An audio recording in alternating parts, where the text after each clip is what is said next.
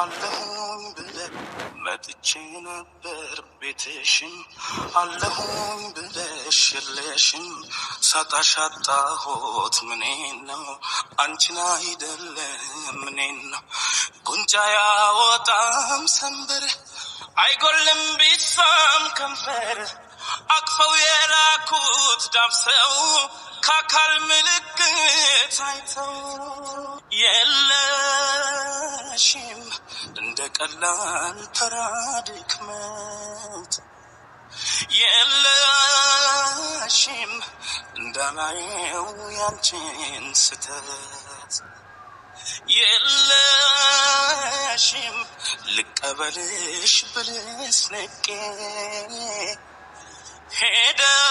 ሄደሽስ ያረግሽውን አውቄ ለምን ያስታውቃል ሰው የዋለበት ሄደው ሲያጡት እንጂ አለው ካለበት የለሽም ከቦታው ካየውሽ ከፍታ ውለሻል ከጤዛው ከውሃ ጠብታው የለሽም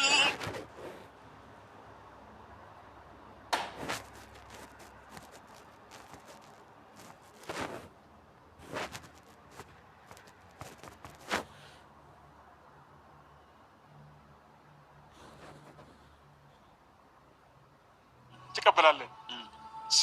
ትንሽ ማለት በጣም ያለ አንቺ ንግስት ናት ምናምን ብሎ ንግስትሽ ብሎ እሷን አሳሰው ሊሆን ይችላል ሀሳቧን አስቀይሯታል ነው እንጂ ሱመያ እንደዚህ ጨካኛትንም እኔ ማለት ያሰብኩት በትንሹ እኔ ተሰቆርኩ ከሶስት ኮሚቴ ጋር አውርቻለሁ በቃ ሱመያ ይሄን ሀሳብ ከመጣሽ እኔ በጣም ደስ ብሎኛል እንግዲህ አርፖርት እንገናኝ ብዬ ቤታለሁ እሺ አለኝ ግን አሁን ለምን ያሰው አይቀየርች አሁን ኦንላይን ብሎክ አድርጋ ይሆን ምን አድርጋ ይሆን ብቻ አላውቅ አይታወቅም ኦንላይንም አትገኝም የለችም ከሰላም ጋር ተገናኝታ ይሁን ወይ ለተሰው እንግዲህ እንዳያችሁ ሱመያ ልጆችን አሳይሃለሁ ብለው ሳይድ እንግዲህ ካለበት ወደ ኢትዮጵያ መጥቶ ነበረ ግን ሱመያ የግኒት የለችም ማለት ነው ግን እኔ የእውነት ስናገር የተገቢ አይደለም በቃ ማለት 1 አመት 2 አመት 1 አመት ሙሉ ነው ያንከራተተችው ይበቃል ነው ማስበው ምክንያቱም የልጆቹ ሀቅ አለው ልጆቹን ማየት መብት አለው በኋላ ምንም አሁን ላይ ልትከላከል ትችላለች በኋላ ልጆቿ ይወቅሷታል ምንም ብትሉ ምንም ልጆቿ ተወቃሽ እንዳያደርጓት ምክንያቱም ይሄ ቪዲዮ እሷም መስራው እሱም የሚሰራው ይቀመጣል ስለዚህ ለልጆቹ ነገር እንድነው የሚጠብቃቸው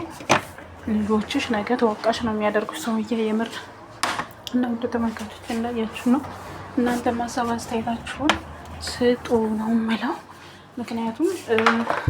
ብቻ አላውቅም ምን እንደሚባል ምን ተፈጥሮባት እንደሆነ አሳያለሁ ብላለች ግን እኔ አውቃ ነው ብዬ ነው የማስበው እና ከባድ ነው ብቻ ስለሁሉም ፈጣሪ ይርዳችሁ ነው የምለው